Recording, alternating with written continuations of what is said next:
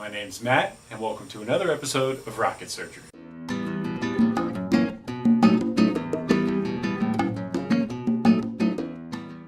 As you can see, we're in the garage, and the progress on the reorganization is going really well. Today I was going to focus on filming part 2, but that's going to have to wait a little bit. I'm actually recovering from a pretty bad migraine. I don't get them very often, I don't like them, and after yesterday I will never wish them on anyone ever. That was miserable. So we're going to keep it easy today, and we're actually going to do some work on my cafe racer, my GL500, which you saw in an earlier video. And we're going to talk a bit more about the prototype and design process. We're going to focus on redesigning this into something a little bit nicer, and I need it to hold 2 gauges instead of 1. This tack is like 50 years old and it stopped working. It just stalls at about 4,000 RPM, which is not good. So we're going to replace it, and to replace it we're going to be using these. This is a digital speedometer from Mike's XS, and this is a mini tack that I picked up off of eBay. If I've actually got the pieces here, this is really easy. I can kind of just set them, you know, and honestly I'm probably going to do something offset like this. Play around with it. These are about the same depth, so they'll look pretty good surface mounted, or if I decide to flush mount them I can do that as well. It's whatever's going to look good to you. It's your project. That's not bad looking. Maybe do, you know, if I wanted to set them here side by side I can. Any number of things. Probably wouldn't do something like this. Not gonna probably do something like this, although that does look pretty cool. This part's really easy, to be honest. Let's go grab some cardboard. From this point on, we're just gonna be using scissors and cardboard to kind of figure out different variations of how we want it to look. The reason we use cardboard is because it's cheap and it's incredibly easy to work with.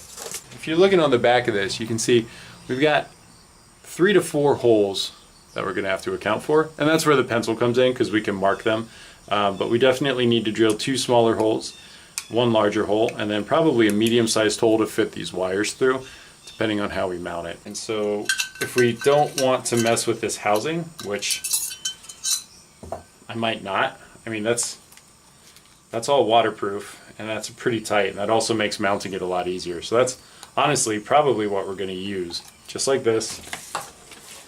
And then that gives that kind of cool, you see everything is flushed together.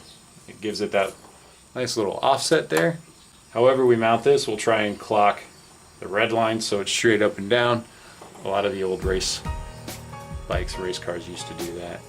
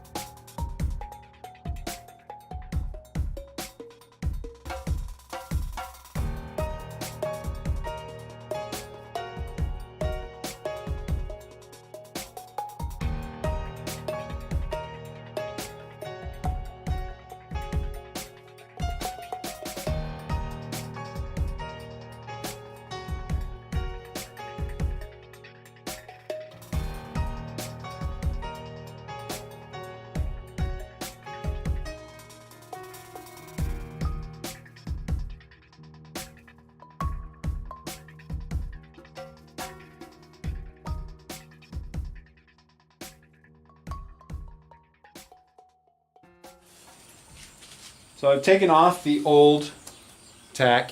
You can see now we've got some room to work with. And the best way to do this is just that. Set it on. Okay, and to be honest, you know, I don't think we're going to have to really do too much more. At this point,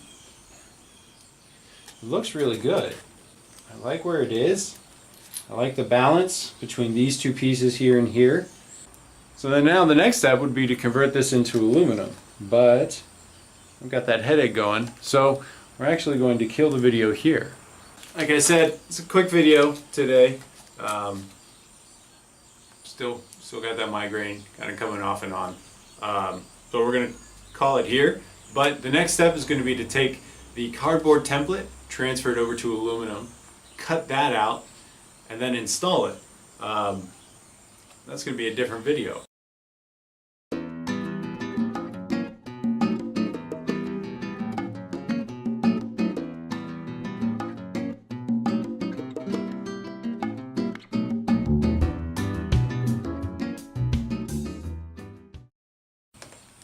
Set it on.